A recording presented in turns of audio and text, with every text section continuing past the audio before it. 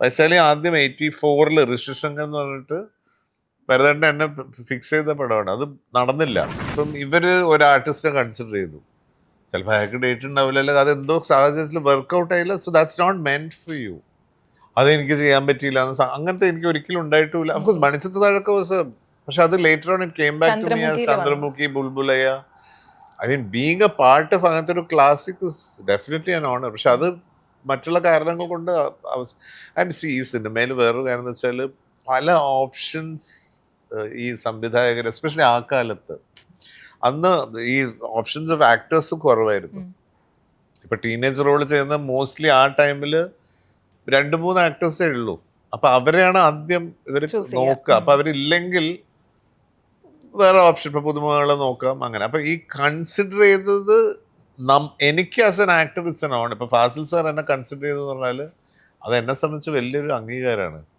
ഫാസിൽ സാറിന് അത് ഓർമ്മയുണ്ടായിക്കൊള്ളുന്നില്ല. ബിക്കോസ് അദ്ദേഹം 150 വേറെ ആൾക്കാർ കൺസിഡർ ചെയ്തു. അവനെ ആലോചിച്ചിരുന്നു. അത് ശരിയല്ല, അതെനിക്ക് അങ്ങനെ. ഹരിഹരൻ സാറ്, ഹരൻ സാറിനോട് ഞാൻ ചോദിച്ചിട്ടുണ്ട്, സർഗത്തിന് തന്നെ പല ആക്ടേഴ്സിന് അവര് ലാസ്റ്റ് മിനിറ്റാണ് എന്നെ വിളിക്കുന്നത്.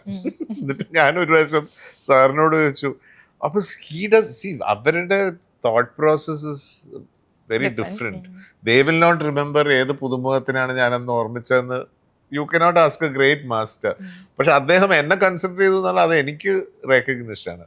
സോ അതാണ് നമ്മൾ ഈ ഇന്റർവ്യൂലൊക്കെ we talk so much about it because we value it.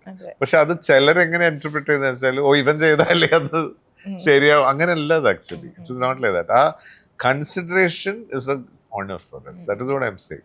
ഒരിക്കലും നഷ്ടം താണത്, പക്ഷേ it is not meant for you. Destiny it's for somebody else and see that worked. ആ പുതുമ ആ ചിത്രത്തിനെ ഒരു എവർലാസ്റ്റിംഗ് ഹിറ്റ് ആയിട്ട് മാറ്റുന്നു. ആ കോംബോ ഓഫ് പുതുമുഖങ്ങള് അതെപ്പോഴും ആ freshness for a film. So Vaishali ആദ്യം 84-ൽ ഋഷിശങ്കർ എന്ന് പറഞ്ഞിട്ട് ഭരതേട്ടൻ എന്നെ ഫിക്സ് ചെയ്ത പടമാണ്. അത് നടന്നില്ല. പിന്നെയാണ് 89-ൽ ഇത് വന്നപ്പോൾ അപ്പോഴും എന്നെ വിളിച്ചു. എം ടി സാറിനും ഭരതേട്ടൻ്റെയും പ്രോജക്റ്റിൽ ഭരതേട്ടൻ എന്നെ വിളിച്ചു. അപ്പോൾ എൻ്റെ പ്രീ ഡിഗ്രി എക്സാമും ഇത് ഇടനാഴിക കാലത്തിന് തമിഴ് എന്ന് പറഞ്ഞിട്ട് ഭദ്രേട്ടൻ അറ്റ് ബ്ലോക്ക്ഡ് ഡേറ്റ്സ്. പക്ഷെ that project didn't work. So അങ്ങനെ ആയതുകൊണ്ട് ഇവർക്ക് ബൾക്ക് ഡേറ്റ്സ് വേണം. You have to be there for 60 days at a stretch. അങ്ങനെയാണ് അതിൽ നിന്ന് ഒഴിഞ്ഞത്. പിന്നെയാണ് ആ കാസ്റ്റിംഗ് മാറി. പിന്നെ സോ അത് ഇറ്റ് ഹാപ്പൻസ്.